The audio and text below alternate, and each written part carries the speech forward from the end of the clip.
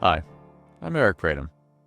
Welcome to the Unfolding Thought Podcast, the show for leaders and deep thinkers who demand more than the usual fluff. If you're the kind of person who moves on from a book, video, or podcast the moment it stops making you think or introducing you to something you can use, I hope you'll feel right at home here. In each episode, we uncover the deeper, often overlooked forces that shape our thoughts and behaviors so you can see yourself, your team, and the world from a whole new angle, and then actually apply what you learn to grow and do better. On the Unfolding Thought Podcast, we aim for minimal filler and maximum insight, challenging assumptions and sparking new thinking every step of the way. Are you ready to dive deeper? Then let's get started. Today, I'm speaking with Ted Wright, CEO of Fizz and a 25-year veteran of word-of-mouth marketing. Ted's been behind the rise of iconic brands like PBR, the comeback of chocolate milk, and even Intel's breakthrough. In our conversation, you'll hear why Ted believes all great sales begin with a conversation between two people who trust each other. He'll also share how he built Fizz on the same principle that you can't broadcast your way to success these days. You have to have authentic, interesting, and relevant stories. If you're looking to elevate your marketing, connect more genuinely with customers, or just want a fresh perspective on how real buzz is built, this episode is for you. And now, I bring you Ted Wright. Ted, thank you for joining me. Would you mind telling me a little bit about yourself? Thanks for having me, Eric. So Ted Wright, University of Chicago MBA. I've been focused on word-of-mouth marketing for the last 25 years. That's my thing. I run a company called Fizz, and we do word-of-mouth marketing. We're the players in the space. So, if you drink Fireball, or you wear Crocs, or, you drink PBR, or, you fly certain airlines and do certain things, you're welcome. Because that was because we figured out how to get the word out in a way that was authentic, interesting, and relevant. And you heard about it, and you're like, that's dope. Let me try that. And then you tried it, and the story matched the experience. And you're like, okay, I'll just keep on this. I'm glad I heard about that cool new thing. Thank you, Ted. How did you get into running a word-of-mouth marketing agency? So I'm a super selfish human being. And my selfishness comes out in that I really want to be happy. So when I was at business school, I happened to watch Google and Tebow get adopted across campus without any advertising. So yes, for those of you listening, that does mean I used to ride a dinosaur back and forth to school.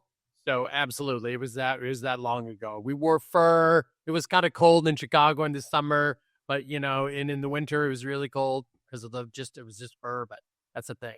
So I found this out, and I loved going to the U of C for business school, and I did well because I loved it, and I could have done anything that y'all can imagine. And I just turned it all down and said, I'm going to go start my thing because I always wanted to be happy. And this made me happy. So I'm like, all right, and I'm going to do this until it doesn't make me happy anymore. And, I go out, and I've been able to lucky and hire some really good people over time. And I love working with them, so that makes me happy. And, do I really like paying everyone's FICA tax? I do not. That did not make me happy. Turns out I can't get out of that. So, every rose has a thorn. Thank you. As I understand it, I think is this your second business that you've started? So this would have been, if you want to go all the way back to the fourth grade, which is where I first heard about the word entrepreneur, this would be my fifth business. I had two before I finished high school. I had one in college, and then I've had two on the outside of college, and this is the only one since grad school. And then I dabble in other things. At this point, I'm investing in other companies. I own part of a pecan candy company called Stuckey's, and so I'm doing investing and things like that. But Fizz has been my sole focus, for the last 25 years. It's just crazy when you think about it. Like my son is about to graduate college, and I started Fizz before he was born, before he was conceived. Yes, the insanity of saying, hey, let's start a business. And then within a year of starting it, like, hey, we're pregnant. Like, cool. This is nothing wrong could happen. This is perfect. This is just the way it's supposed to go. But got through. There's a lot that's in there that's really interesting to me, and I suspect interesting to a lot of other people, though I'm sure you've gone over plenty of it before. So let me ask a little bit about what I think I'm hearing is the thing that you love. And I think that there are probably a lot of things that you love, but I first encountered you in, I think it was 2010 at an event put on by Billy Mitchell, if I recall correctly. And you talked about milk. Yes, chocolate milk. We brought back chocolate milk and made it a thing that everyone was drinking after they're working out. And so if anyone listening to this, if you've gone to a marathon or the local 5K and at some point you've seen them giving out chocolate milk or, any other sporting events, at least as far as I understand it, there was a small part of chocolate milk being introduced to some of these sports or endurance sports in place of or next to Gatorade, Powerade, who knows, whatever else that Ted's company played a role in. And we can get into the story or not. I believe it's told in your book. Am I remembering that correctly? It is told in my book. And this is a good time to shout out to June Wedd, who is at the American Dairy Association and out in the Midwest. And she and I were at a beverage conference and we sat down and she was talking about milk. And I said, wouldn't it be cool if everyone who had a gallon of white milk in their refrigerator also kept a quart of chocolate? You could increase significantly your amount of milk you sold, but keep the number of customers the same. And she goes, that was an interesting thing. And so we started this thing, and our very first hire into this was a former NFL player named Mark Inkrot. And so it was Mark, June, Ted, and all the people who worked with me at Fizz. And yes, so if you drink chocolate milk after working out, or you played high school sports and your coach said, we're going to drink chocolate milk, that is 100% our fault, and you're welcome. And you mentioned earlier, I think it was PBR, and on your company's website, or maybe it's on LinkedIn, somewhere it talks about you have some experience with other big businesses, Coca-Cola, Delta, you mentioned Crocs. So I can't remember if it's Malcolm Gladwell or someone in one of these books, Tipping Point or whatever it was.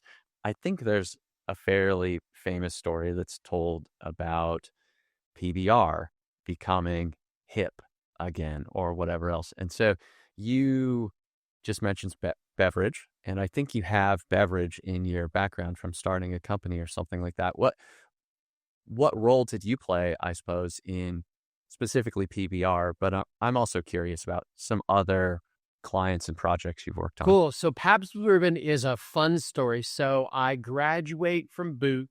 That's the name of the University of Chicago's business school. And I'm like, hey, this word of mouth thing is cool. And so I'm like, I should go try and do this. And so I'm looking around, and somebody I knew the CEO of the Pabst Brewing Company. And in my mind, I was looking for what I was doing was relatively new to modern marketing. It's at least 2,500 years old, but it is relatively new to modern marketing. So I said, I need to find a client that does something that people already know about, so I don't have to explain what the client did as well as what I did, because I'm going to lose them like halfway through, like, okay, I get it. I got to go get another beer. So, this opportunity showed up. And so I flew down to San Antonio and I did a meeting with the CEO. His name is Brian. Nobody else in the company met with me. It was a small company at that point. And at about 15 minutes into it, he looks at me, he goes, I don't know if you're an idiot or a genius, but I'll give you 3 markets in 4 months or whatever the number he said, and we'll do something. And I'm like, sweet. So I was so super excited. So I flew back home and basically did the consulting version of going to my wife and looking at her and saying, look, honey, magic beans. I swear this is going to be something big. So that was my part in it. And then there was another guy that they'd recently hired. His name was Neil Stewart. Neil's gone on to a lovely career. Everyone should figure out who is Neil, Neal, Stewart, standard spelling. Go check out Neil, really smart guy. And then Brian. So it was Neil and I. And then there was I was working with one other guy at the time. We were just starting out. And we all made PBR a thing. And Neil had a couple of people that were working with him. But it was very small. I mean, the Pabst Brewing Company owned many beer brands. Basically, technically they're referred to as domestic sub-premiums. I always tell people, and this is joking, Neil and Brian, if you're listening to this, you prepare yourself because you've heard me say this before. It's like, look, if you drank this beer and you threw it up through your nose in either high school or college, PBR, Pabst Brewing Company, basically owns that brand. And that's all kinds of brands. That's Stroh's, that's Primo in Hawaii, that's Rainier in the West, that's National Bohemian, the beer of Baltimore, if you're super about that. And so PBR was just one of the brands that they had. And Neil and I were lucky to be able to work on that. And we made it a thing. And it was all very intentional. It's a woman named Naomi Klein, and she wrote a book called No Logo. And she'd written that in 97. So I probably read it in 98, maybe 99. And I was thinking about what she was talking about. I'm pulling a lot of data. I'm of the belief that all marketing, all great marketing, starts with math and ends with art. So we had kind of looked at, from a conversational perspective, what's really going on.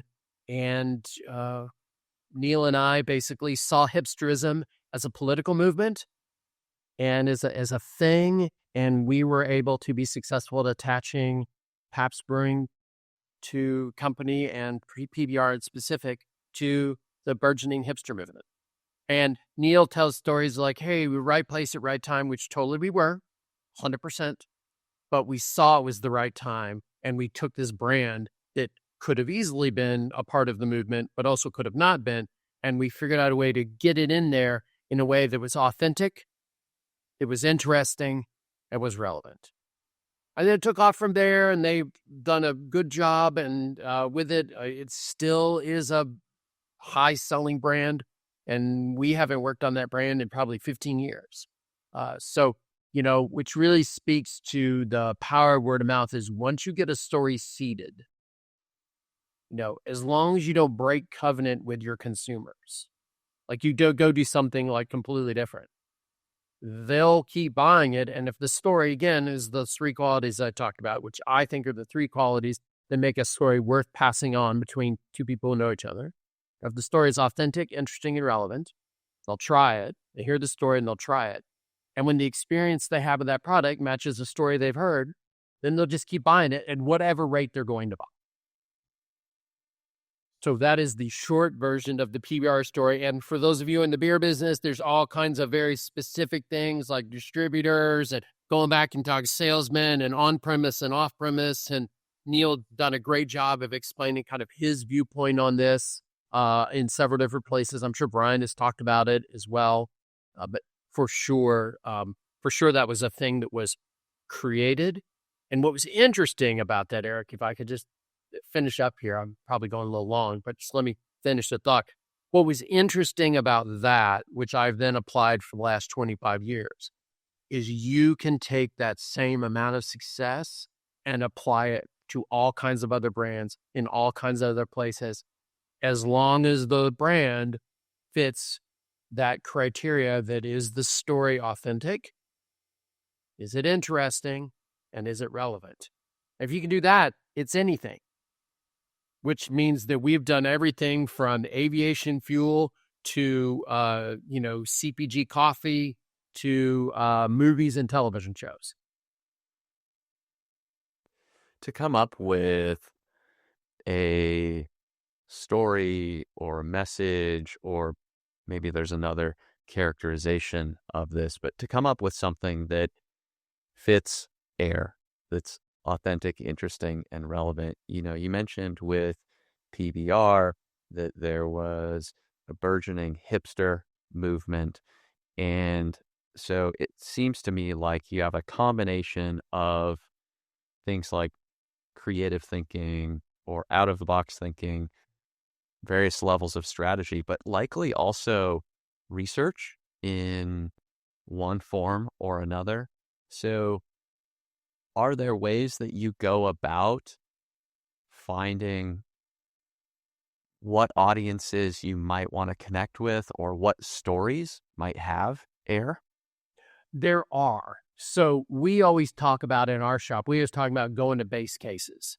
And Eric, I'll send a little one sheeter to you afterwards, and maybe you can post and other people can see it. But basically, for you listening, if you take a equilateral triangle and you put on one side story and you put on another side target, you put the third side goal, and in the middle of that triangle, you put the word activity, that's basically what you're trying to do. You're trying to get the story to connect with the target. So when you're thinking about story, and the reason you're trying to get that is that basically in the United States today, sales begins, and all sales, that's B2B, B2C, B2B2C, whatever it is, however you're thinking about this, all sales basically start with a conversation between two people who know each other. So, and this is because 8 out of 10 North Americans do not believe that any brand, any company, any organization tells the truth in their broadcast. And Edelman will tell you that 7 out of 10 of those same North Americans trust other people like themselves. So if you're, hey, I've got a contract to redo the sewer system in the north part of Atlanta, Georgia, like what pipe should I use? So you're going to call your other buddies who are civil engineers and say, hey, who do you like and why do you like them? Even if they're their competitors. And that same goes if I'm in a bar and I'm sitting there and I'm like, which of these tequilas? Well, it depends on who you're sitting next to. If you're sitting next to me, I'm going to tell you if they have it, Fortaleza Blanco, and I know why it is delicious, and I can explain it to you. But also, you can just trust me because you think I know a lot about tequila because you've been to my house before and you've had a couple of drinks. It's like, sure, $10, I'll try it. And then you try it and you're like, wow, this is what tequila tastes like? I'm like, yes, if you do it right, all the way perfectly, I personally think it's the finest tequila that is available in the world today. That is Blanco, right? Is unadulterated. So that's kind of how this thing works. So you figure out what is your story. And as you point out, and thank you for pulling up the acronym, Eric. I love that you saw that. Ladies and gentlemen, that was not a setup. Eric's like, I'm a smart guy. I see the acronym. I see what you're doing, Ted, right? Otherwise, it's RIA, and then that doesn't make any sense. So it's AIR. So once you figure out what his story is, then you're going to go to your target. You're like, okay, so what's the best target? So for us, we're always saying about the best target has two really qualities to it. They have pre-existing communication networks, and that can be a mom group that has a text chain, or that can be the RIN list, which is literally an online listserv. That technology still is being used, and that's for everybody. RIN list is for everybody who has a vintage Porsche and likes to change and work on it themselves. So there's kind of your Porsche mechanic in a box. If you have an old Porsche and you like your hobby on the weekends is turning a wrench on your old beater car, right? So do you have pre-existing communication networks? And then secondly, where do you go hang out physically and virtually? Because you as a brand want to show up and you want to be able to share the story. You don't want to be selling. Nobody in America really wants to be sold. Everybody likes to be shared to. Everybody likes a good life hack. So if you have a brand that says, hey, if you want to make sure that you're getting actual Heinz ketchup in your bottle, we have Heinz ketchup comes in a particular color. So half of the bottle is now that particular color. So somebody in some restaurant tries to refill with cheaper stuff, you'll know that's not Heinz if you really like ketchup. And you really like Heinz ketchup. right? So that is a way of being in the conversation, and then somebody sees half the label on there is red, and they're like, I wonder why that is. And if somebody knows the story, like, huh, that's really good. I didn't know. And oh, what does other people's ketchup taste? And you have a whole conversation about ketchup if you want to. Average word of mouth conversation lasts 22 seconds. That conversation between two people who know each other is 10 times more trusted and 100 times more likely to drive trial than that same information that comes from the brand itself. It sounds like you are looking for people that have influence, would be a term because of influencers nowadays, but you're not necessarily looking for what we think of as influencers. You're looking for advocates, or often maybe people who are already steeped in the culture or have an interest in the thing that you desire to talk about or promote. Is So that you're right? looking for two different groups, right? And you're right that we do refer to them as an advocate. And an advocate has, again, we're working a lot of threes in our shop. It's just easy for us to think that way. Um, an advocate really has three particular personality traits that really drive them. They like to try new things because they're new. They love to share stories with their friends. And, all of our good friends down at all the different research organizations have found out that these advocates are like to share a story with somebody about 3.5 times more than normal. So there are 3 standard deviations to the right, 3.5 times more than normal, 350% more joy they get out of sharing a story than that regular person. And classically, and maybe most importantly, they are intrinsically motivated. They do not want money to share your story. They want access to information. They'd be glad to take an experience. I'm super interested in Tommy John underwear. And I love it, just as an example, if I did love this. And I'm somebody who's just into that kind of thing. And so do I need a 10% off for referring my friend to you? No, I don't care about that. But would it be super dope that Tommy John picks 15 of us to go to New York once a year and help pick out the new colors for next year? Yes. Oh my God, that's so cool because I'm super into this. And so I'm going to bring my camera and I can to take some pictures, and Tom comes stand next to me, and Tom's going to roll out this beautiful, very New York lunch. It's exotic sushi, or it's this crazy, sandwich. These guys don't even speak English. They're Italian, and they're super about the soccer team in Napoli, and they still wear the uniforms every day. And it's a whole thing. You have a whole experience, and they take that home and they share that experience with everybody else. Like, that's what advocates want. And influencers are just advocates that are doing that all the time out there because there's money to be made. Or they're people that are like, hey, I want to go make the money that Mr. Beast is making. So I'm going to find something and be expert in it. And it's basically the same thing. There's nothing wrong with that. It's the same thing as starting a magazine. Basically, to me, influencers are magazines. They're just in people instead of, in the 70s, all those people who are influencers now, they would go and start a magazine, and they moved to New York City and start a magazine. It would be about whatever. In the 70s, again, for those of you who are not quite as old as I am, yes, we rode dinosaurs all over New York City. Disco was really big. Not every drug was illegal.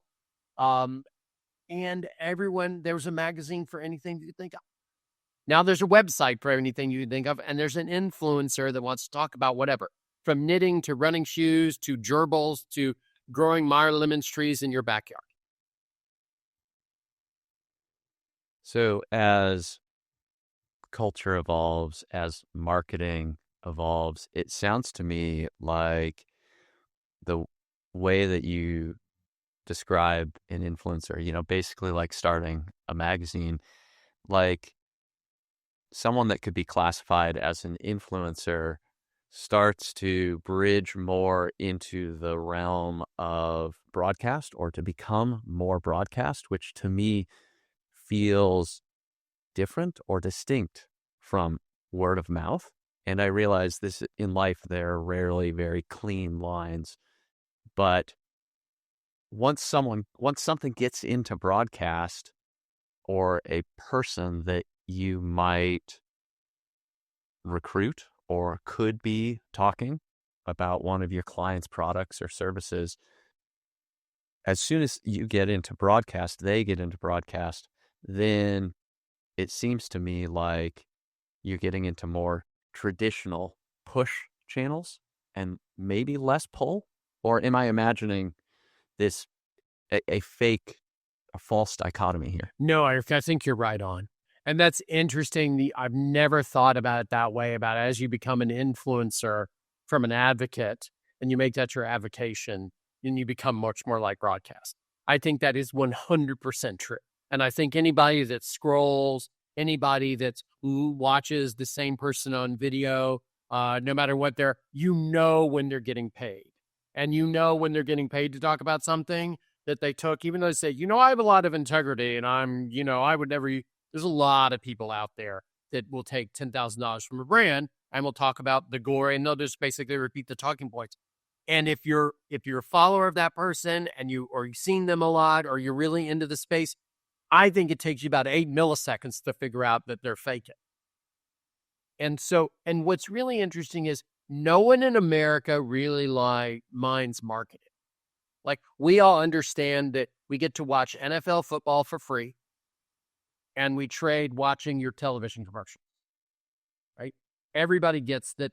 And everyone's okay with that. Like, sure, we'll watch the same ad, and then, the ads are funny or they're not funny or whatever, but that's kind of the deal. No one likes to be hoodwinked. No one likes the deal to change. So when we all said, yes, I'll sign up I'll watch your show Amazon Prime and I'll watch your videos on there, and there are no ads. And all of a sudden there are ads. People are like, God, this is terrible. Hold on, let me watch all the football games and let me watch soccer, and I don't mind the ads are on like the whole game and they're just kind of on the side, right? Because that's the deal. So Americans are okay with the deal. What they're not okay with is when the deal terms change radically and change why they first came to something. So it's hard to be an advocate and go to an influencer. I mean, you can. We were talking about Mr. Beast the other day. So I watched this TV show, and I have a 22-year-old. And so he's like, Dad, come watch this with me. And I'm like, okay. And I was in the middle of it. I was like, is this guy just keep doing different versions of Prisoner's Dilemma? And then I was like, I wonder what other psychology things he's going to do. And he basically took, the last 10 winners of the Nobel Prize in economics and figured out how to do a game around what their basic theory was. And I was like, this is fascinating. You could literally teach behavioral economics with this. And I teach up at Wharton. I give a guest lecture up at Wharton, and a guy who's a full-time teacher up there, I mentioned this to him, and he's like, maybe we should look at that. When you're working on word of mouth, there's a picture that forms in my mind, or there's a feeling that word of mouth suggests a lot of people talking about something. Now, maybe not all in the same conversation, but one person says something to the next person and things often keep going. At least that's the idea that I have in my head.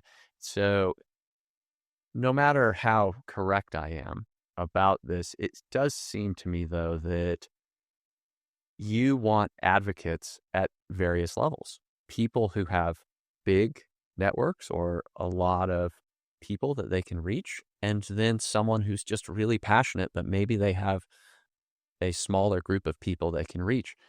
So I'm curious, are there constraints that keep people from being an advocate, even if they love a product? And do you have to work to get over some of those constraints? So generally, advocates have those 3 personality traits that drive them. So an advocate's story will get shared around 40,000 times within that person's social graph within a year, right? You mentioned your wife. So your wife tells you something, you try it. Let's say it's about your kids. Let's say 3 other dads. and you're sitting on the side of a soccer field and saying, and all your kids are the same, you're like, hey, and you see something, hey, you know what? We like in this situation, we like blah. And people are like, really? Yeah. Dude, go to Costco, go get the, the chair that's there, and it's the best chair that you sit in on the sidelines, and there's a new one every, and they're $40. Like, oh, that's great. And they go, and 2 weeks later, they've been to the Costco, they go buy one because they want to sit on the side of the sideline with you, and they sit on the chairs like, Eric, that chair is dope. That is it. That's the most comfortable sideline chair that, and we've tried like 4 or 5 of them, and that is the most comfortable one. And so people share that story. Advocates will share it, and they will, so an advocate basically has their personality set by the time they're age 10. So sometime between age 0 and age 10, that's their personality. So by the time most brands get to them, they've got 5, 10, 15, 40 years of being good at sharing stories. So they're very effective. All the rest of us, the other 90% of any brand's addressable market in the United States, our stories get shared about 6 times within that same year. So what has happened, my buddy Ed Keller figured this out a long time ago and did the math on this.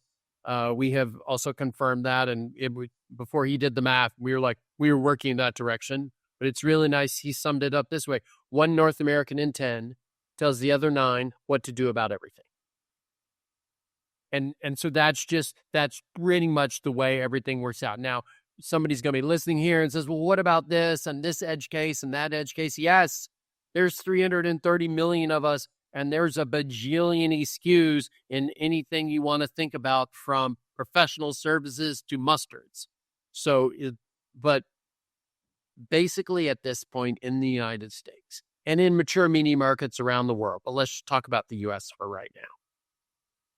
Conversation is what drives sales. And how that works in the digital world is that you use your phone to confirm or to refute a story that your friend tells you. So basically, you think about marketing today, marketing is an Oreo cookie. And the 2 cookie parts are conversation and the gooey, awesome middle part that makes the cookie parts better. That's digital. So somebody will bring you to a store, and we'll share a story with you. And if it costs less than $50, the average North American will just go buy. Like, hey, this shot cost me $7, so this drink cost me $15. Ted says it's really good. I taste it. It's really good. I'm just going to buy. Cost between $50 and $500. Hey, Eric, I know you're in wedding anniversaries coming up, and I know you're a foodie like me. There's this great sushi restaurant. Now, it's a couple $100 a person, for the omakase, but you should totally go. You're not necessarily going to go below $400 plus wine at this place just on my say-so. So if you're the average North American, what you're going to do, you're going to think, Ted knows about food, and, and I do have this thing coming up. So I'm going to go online, and what's the name of that place? And I'm going to go and I'm going to read reviews of the place.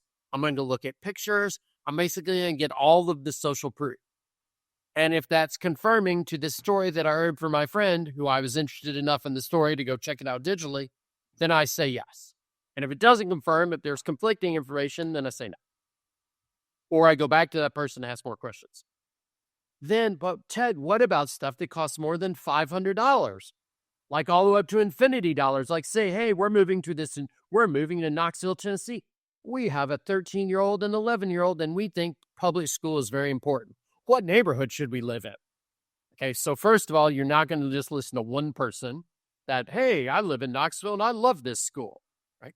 You're also not going to then go online and say, oh, what are the best numbers and for this? You're going to take all that information. You're going to get it from multiple verbal sources, and then you're going to go online and you're going to look at test scores and property taxes and cost of housing, and you're going to look commute time. You're going to look at all that. You're going to say, okay, I think this is probably the best neighborhood. Then you're going to take all that information and combine it together and go take it to a bunch of other people that who live in Knoxville and say, hey, I heard this about that.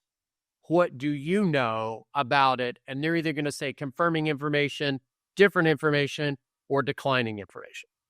And that, my friends who are listening to this, as well as Eric, That is how stuff gets sold in the United States today, full stop. How do you convince a leader, a prospect of yours that's skeptical of this, that this is how sales occur, or that this is how they can drive, I suppose, meaningful change? Right. So I've got one thing working for me, is that there's no leadership in the U.S. that thinks their broadcast is working better than it used to. And there just isn't. And that includes email marketing, or quote, performance marketing, unquote. That includes TV, that includes radio, that includes billboard. They're just not, there's no leader anywhere is saying, hey, oh my gosh, the more money I spend in this broadcast stuff, the more return I get. This is great.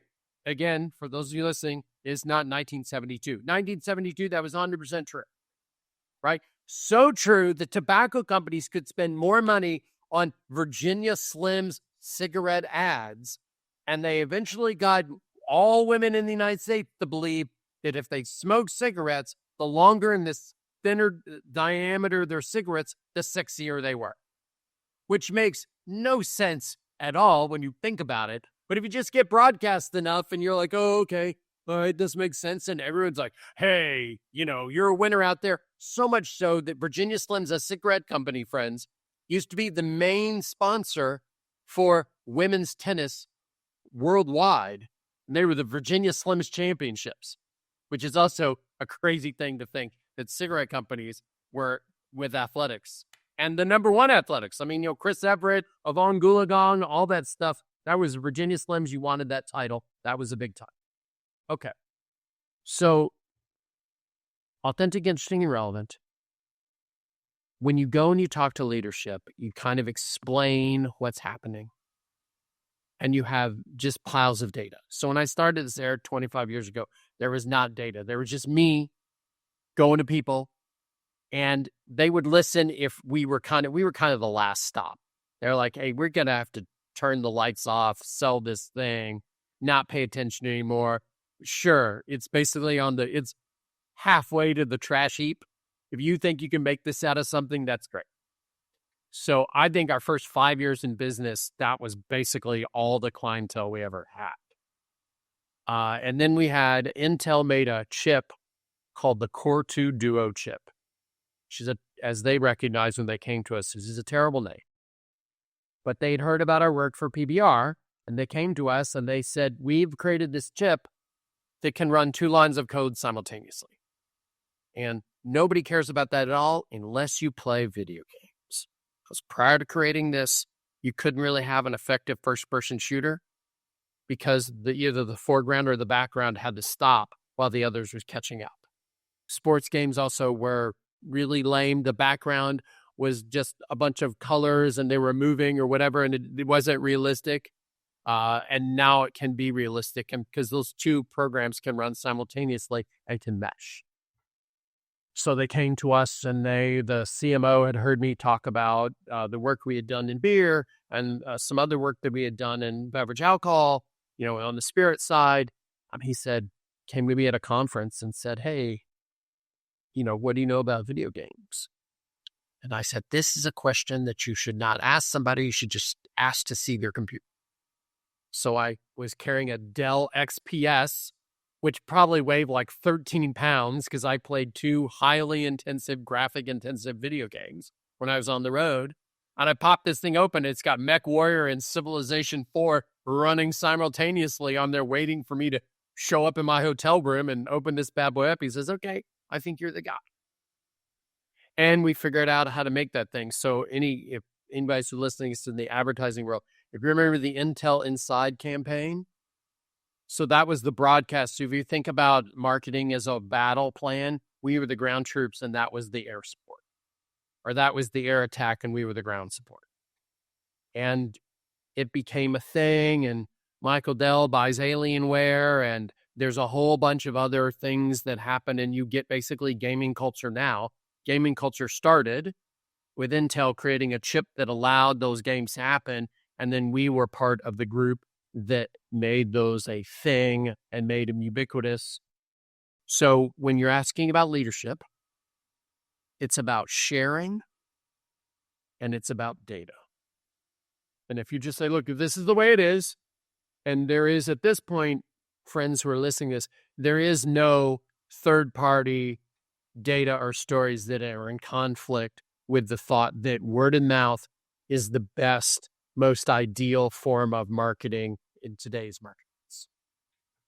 There just isn't. It is recognized by everybody else. Now, the billboard company, but billboards are great. They are. We have clients that use billboards, and we help them in Super Bowl ads and radio and contests and sponsorships and all the things you can think of. What we are always coming to you, and what Eric was so excited about when he called me about, hey, be on my podcast, is that if you're thinking about marketing, you need it to be thinking about, how do I drive conversation between two people who know each other? Have you seen that there are internal, barriers, or maybe even internal cultures that could support or hinder the success of word of mouth marketing? So, all right, so I'm going to tell some stories, but we're all friends here, and this is going to all stay between you and me, Eric, right? Exactly. So here's the truth. Nobody likes change. I always say even babies in wet diapers don't like change because they still cry afterwards and after they're already done. So nobody likes change. And there's all kinds of, cartoons about that. There's the marketing cartoonist. He's always does like, who wants change? And then who's ready to lead? Everyone raises their hand. And who's ready to lead change? And then everyone sits there and nobody raises their hand. Yeah. Nobody likes change. Right? So this is different. So for us, what we have to do is we have to go in and find something that we can work on within a company that is generally not their most important thing. Although we get some of those assignments now, like we're helping somebody right now, and we're definitely right there at the tip of the spear with them. For sure. For sure. And they are slowly turning this ship around, and I'm very proud of all of the work, and we're making a minor contribution. It's a lot of people rowing a lot of different oars, but it's turning, and we're very excited about it. So for us, it is about finding some successes and then getting other people in the company to say, oh, how'd you do that? Oh, well, let me show you. And they say, oh, I want some of that. So are there people that shoot us down? Yes. Because it's scary. And you got to go to your boss or your boss's boss and say, I want to do something different.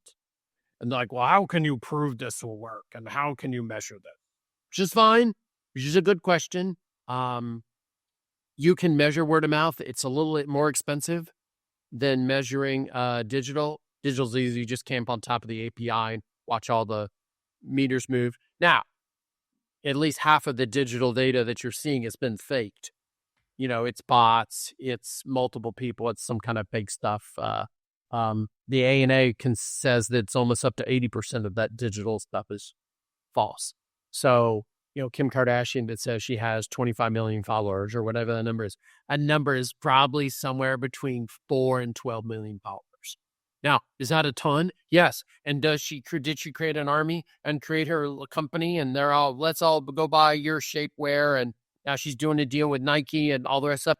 100% true. Is she awesome? Absolutely. But the numbers are not as big as everybody thinks they are, which is why people get so upset when they go and they invest a bunch of money into all this digital stuff and then a quote doesn't pay off. Well, friends, it doesn't pay off because you basically bought something, you paid for something that was only about half to a third as big as you thought it was. So it's really hard to make up that difference. And so leadership, look, sales guys, I always joke with the sales guys, always whoever the sales lead is like, just so you know, I'm perfectly aware you're going to hate this for the first 6 months. I'm perfectly aware of that. I would like you to come and hate that with me. And then over the next 3 months, the first 3 months, give us 3 months to get started. And then in there, come and see the magic, see it happening. And then once they see it, they're like, oh, like, I know, right? He's like, can you get that to happen like 1,000 times a day, a week, a month, whatever it is? I was like, yes, that is coming. Here's all the data for the last 25 years. I will show you every client we've had for the last 25 years. I will show you how the curve goes. I'll show you the time. And if basically people to spend the money and worth the wait, it's a forever thing. The only downside about word of mouth is it's not fast. And it can't be fast because if it's fast, then you break the organic nature of it. And you're basically just screaming at people like, buy this soap. Nobody wants to be hassled. Nobody wants to be interrupted or intercepted. Everybody wants Eric's wife to tell Eric, hey, we need to buy this stroller. Eric goes out and buys this. He looks at the stroller. He looks online and says, all right, I could probably fold this thing up. You go to the store, you hit the button. You're like, hey, this thing folds. This is my thing. You're pushing the stroller around. Three other dads see like, dude, how'd you get that in the back of the Volvo so fast? Wow. Bing, bing, bing. You're like, I have to wrestle this thing like it's an animal. Like, what is this? And they take a picture of it. And they go online and they look at their reviews. They maybe Eric is a magician. Turns out Eric's not a magician. He's just a dude. Because there's all the other dudes on Reddit or the review sites or whatever that said, hit these two buttons and it folds right up and you're good. And then everyone goes out and buys it. You said, I forget the word, but an advocate's personality, I think it was, or something along those lines, is set by about the age of 10. And then you talked about with leaders, with your prospects, I believe, that one aspect of bringing them around is the data. And, whether we want to distinguish data numbers or whatever from the data experience that I think I heard you describing with the sales guy, in the first 3 months, the next 3 months. It seems to me that you likely have prospects, leaders of teams or companies that you might be talking to that are predisposed to this type of thinking or this type of communications, and that might have been set earlier in their life, much like an advocate's personality or whatever the word you use is set early in life. Eric, you're a smart guy. That's an interesting point. That's the second thing you've said that I have not thought of in a little while, so I'm making a note for myself. That is an interesting idea. Most of the time, so I'm just going to call out specifically my good buddy Chris Brandt, who is the CMO at Chipotle. So Chris, shout out to you, Chris. So Chris knows that I think he's, hung the moon. But one of the things he's always said to me was, one of the jobs of a CMO is to say yes to smart ideas. So and that's always stuck with me. Chris and I have known each other since long before he was at Chipotle. We hang out, we ask each other about each other's kids. We hope everybody's wives are happy. I like him as a friend. We've done stuff together before and as well as work together. But, that's always kept in my mind. So the best leaders for us are those that are open to and curious. Like, you don't have to write me a check, but just listen. And for me, for those of you who are out there, word of mouth marketing is all I do. Like we get people say all the time, like, oh, well, could you do PR, crisis comms, or all this other stuff? I'm like, no, I have really good guys. The best crisis guy I know is Chris Ullman, Ullman. Everyone go look up for him. He is an amazing crisis guy. When I have a thing that I think somebody needs some help with crisis, I call Chris, and hopefully he's not busy. This is all we do. So when I'm talking to leaders, Eric, I don't know everything about everything, but in my small little tiny world, like I would say, if advertising was like sneakers, we're the people that make the tips of the shoelace that are either clear plastic or metal. And we know everything there is about shoelace tips. In fact, what the technical name of those are. We couldn't really tell you about uppers. I know what uppers are and I know they're important and I know the three best people who do uppers, but I don't know about that. I can't do that for you. This is what I can do for you. So I know every data. I know every fact. I know where all the bodies are buried. I know the people that did the original stuff because it's not a particularly big world. So we're able to go to these leaders and basically answer all their questions. And when they're ready, they call us. And if they're not ready, I have two really good friends are leading huge organizations right now. And they know that I'm dying to go and help fix something for them. Their organization isn't ready yet. So about once every 6 months, I holler at them and they holler back and they said, not ready yet. And I'm like, all right, just saying, hey. But one of them is going to call them this year and they're going to be like, okay, now we're ready. I need you here on Tuesday. And we're going to go and we're going to do our magic. And 3 years from now, do they say, gosh, I wish I'd called you earlier? Yes, that happens to us all the time. Or we have another friend who used to run a division of a super huge global company, is now running a global company. And we're doing some work with him. He's like, I wish I'd known you back then when I was there. You could have helped me there too. And I'm like, personally, I wish you would have too, because I think the work would have been fun. There are a lot of ways to go about positioning a company or product, positioning yourself, and even thinking about your career and your skill set, how broad, narrow, there are different phrases in marketing, like what have I heard? The T-shaped marketer or any number of other things.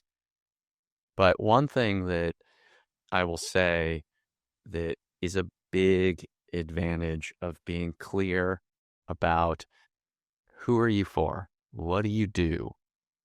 What's your specialty or anything like that? Just getting really clear on who's my audience, what's my goal, and so on. Some of the things that you've talked about earlier. One advantage of that is, I mentioned I saw you speak in 2010, 2011, something like that, when I was living in Atlanta and working, by the way, for a company that did a lot of direct response marketing. And they would tell the story, just as an aside, real quick, they would tell the story of doing a lot of direct mail for nonprofits, which was probably 60, 80% of their business was direct mail, and how up through sometime in the 90s, it was a bit like shooting fish in a barrel. You sent the letter, you knew within a pretty small range what kind of response rate you were going to get and how much the donation was going to get and all that. And at some point around the year 2000, I just actually talked to a friend of mine who I worked with there, and I'll be releasing his episode, Bill Jacobs, who runs a nonprofit fundraising analytics company. He said that there was a big shift around 2008. But so I'm working at this company, I see you speak, and then I move on through my career. And I recall reaching out to you in, I think it was 2019, because I had started working with this group that I thought could really benefit from this kind of approach. And one, the chocolate milk story really stuck with me. And this kind of approach, I suppose I might say very generally, I advocated for and I was a fan of. And you were so clear in what you do. And, I don't want to be too narrow here, but in a sense, who you're for, that I could easily carry that with me. I didn't have to think at all about, I don't know, some marketing agency that's trying to be everything to everyone. And so for anyone listening to this, there's a lot of complexity in life and communicating who you are, what you do, what you're going to do 10 years from now. But I suppose when you say, you do this narrow thing or you have a small world, an advantage is I knew 8, 9 years later what to call you for. Now, yes, yeah, yes, I will say, yeah, for anyone listening, sadly, we didn't get to move forward on that project, but, we're now talking about 15 years after I first encountered you. And I still think very clearly, when would I call Ted? You don't have to do hardly any work to remind me to follow up with you. Right. And so thank you. And so for those are very kind words. And for the people who are listening, So that singularity that Eric is talking about, um, look, it's not just Eric. We get that a lot. I will literally have people like, "Hey, like you gave this speech like 5 years ago, or I read your book like 8 years ago." And sometimes they'll say, "And the guy I was working for, or the woman I was working for, she left and she went somewhere else. And so I have a new person, new board, and they're like so excited and they're ready to go, and I'm like, okay. So one of the things I tell my salespeople is our job is to share, our job is not to sell. Like I grade you on how many conversations you're having, what is the quality of the conversation, and I determine what the quality of the conversation is because sometimes I sit in on it. And if you will just keep doing the process, share and make sure you're selling, and however you're sharing, I say, good Lord, don't try and be me. I'm my own thing. Don't try and be me. Be your own self. Tell your own story. Man, I'm so proud. Our number two, Sarah Neely, in our office, she is highly featured in a very important chapter only on word of mouth marketing that Mark Schaefer just wrote. I'm not in there at all. But she's in there because she tells a really great story, and she's been to Mark's conference a couple of times and has guest lectured up there. And so it's her and it's Ed Keller and, all the greats in word of mouth, and I am nowhere to be seen, and I could not be happier. I'm like, excellent, carry that flag. You go, right? Share the story. And she is definitely not a salesperson. That's not what she does. She runs all of our people for us. But she tells the story and people remember. And when they go to write a book on how are we all going to survive in marketing in the AI world, I've been saying for a long time that the most human brand wins. And, the moment you start to yank humanity out of your interaction with all of your customers is the moment that they can tell. And that's the moment they start being less interested in you and more interested in somebody and looking around. Right. So in an AI world, which, we do a bunch of work for a leading AI thinker and his company.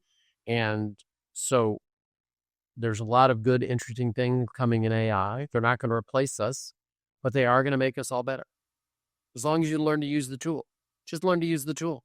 It's like being a roofer in the 1980s and being afraid of the nail gun. It's like, I'm going to stick with my hammer. And okay, until one day you're like, everyone else is using this and they're twice as fast as I am, and I got to catch up.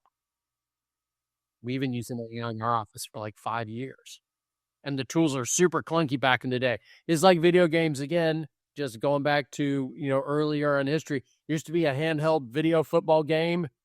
You can look it up. And Mattel did them. It's totally silly. We all played them and we were all like, oh, this is so great. It has nothing to, it could not be more ridiculous when you look at what Madden is like on your TV now. But, you use the tools you use, and as they get better, then you know how to use the better tool faster the next time, and so on and so on and so on. I recall a year and a half ago or so on LinkedIn, you commenting on someone's post, I think it was, or maybe it was your own post, and you used the example of the air nailer, the nail gun. And I thought that was a great example, and you just referenced it for roofers and all that. And I use that because I think it reminds me of reading a book by Andy Grove, one of the founders of Intel, and he talks about when email came around, it was clunky. A lot of people had secretaries or whatever that would courier files around, and one secretary would call to another secretary to see if these two people, managers or whatever they were, could get a meeting scheduled. And he sort of says in one of his books that the person who was willing to put up with whatever the awkward or unknown, unexpected thing was the person that more than likely had the character traits, the behavioral traits to deal with the next challenge that would come up, but also specific to email, they were probably a lot more valuable in the next 2 to 5 years than the person who thought, it's not worth my time. Or why would I do that? I have a secretary to do that. And we could talk about the spreadsheet or any number of other things, but you mentioned the air nailer. And I think of you every time I tell that story. Well, that's nice. I'm glad that my dad was like, you got to go get a job, got to learn to work for other people, which I still haven't figured out how to do. So fortunately, I can run my own thing. But yeah, he made me get construction jobs when I was in summers in high school. And then I continued to do that in college. And yeah, I totally remember that. So again, lots of information out there, lots of things to share. I think when this all comes back down to everyone out there who's listening, marketing starts with math and ends with art. It's all the great stuff. And conversation is what drives sales today. And so no matter what tool you're using, as long as you're continually think about how does this tool help create more conversations, then you're going to be more effective in your marketing than just worrying about the tool. Like, oh, we have to have a Super Bowl ad. It has to have a monkey, a dog, or the Dung Kings. Okay, great. I mean, the Dung Kings, I love that ad because I got me thinking about Duncan, and I just think it's hilarious. I went out and got one of the jackets, and whenever I fly overseas, I just like to wear the jacket when I go get on the plane, just because I think it's funny. People look around like, I wonder who that is. I'm like, it's just so ridiculous that it's great. So I find joy in that, and it starts conversations, right? Conversations rule, and everything else rules. That is just the reality of today. And I would tell you, Eric, if this is the 1930s, you and I would be talking about building radio stations. And if it's the 1960s, we'd be out at some restaurant, supposedly drinking multiple martinis and worrying about, what is the ad copy for soap operas, because that is what's going to really drive uptake of this. Those days are gone. And those days are gone. This is a little tip. Those days are gone because every ad agency wants to merge with every other ad agencies. And for those of you who have never worked in the ad industry before, the last people on earth who want to share with anybody else are people who work in ad agencies. Nobody ever has worked in ad agencies. It'd be fun. Those guys across the street, we should hang out with them more. It's hyper competitive. You think you're smarter than everybody else. You want to win more awards than them. That's the whole thing. And that's what it takes to be a great ad person and an advertising person. Those days are gone. They're just gone, which is why you see mergers, which you see people talking about how to cut ad count. You just do. These are gone. They're never going to die all the way. Just like we still have soap operas and we still have pencils and we still have bicycles and we still have all kinds of other things. Nothing ever truly dies. I'm sure there's somebody out there who still makes buggy whips. I don't know what people use them for. That's another probably for a different podcast. There's somebody who makes them, right? But the days of them being ubiquitous are probably gone, and it's probably not coming back.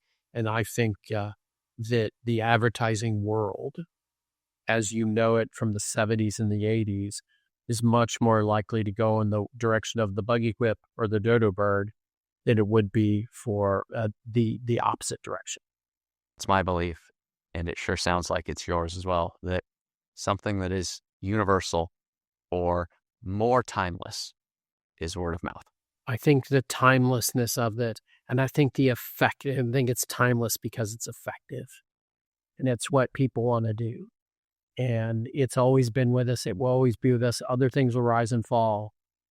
That is forever. And right now, there's nothing that replaces it as far as its power. Ted, I know how you're going to answer this question. I've seen you answer this question before, but I put links in the show notes. You've given me a lot to put in there, which is awesome because I am a voracious reader. I'm a very curious person. So you've given me things. We're already connected on LinkedIn. I find your posts really valuable and interesting. I'm going to point people to your company's website. Other than LinkedIn and other than your company's website, is there anywhere that you recommend that people go to find, follow, connect, or otherwise get in touch with you? Thanks for asking, Eric. I like to post. I like the conversation that I've been able to create on LinkedIn. I do not have a lot of people that follow me. I mean, it's well less than 4,200 because it's a highly curated list. Like I either have to know you personally or you have to write me a note that really looks like you paid attention to me and you would add into our conversation. So I'm there because there's a bunch of us and we talk about stuff. And even if we don't talk to each other, I definitely get definitely people slide into my DMs and definitely people email me about stuff we talk about. We have conversations online. So everyone join us on LinkedIn or watch what's going on with there. You can follow me there if you want to. And simply a Google search of Ted Wright Fizz or chat will also find me. There's all kinds of videos and I wrote a book and there's been excerpts and magazine articles about different stuff that we've done. So folks are smart. Y'all can figure out how to get in touch with me. And I'd love to hear from you. So questions, comments, witty repartee, I'm into all of it. Thank you, Ted. I appreciate that. I hope that anyone listening to this has gotten some value out of this.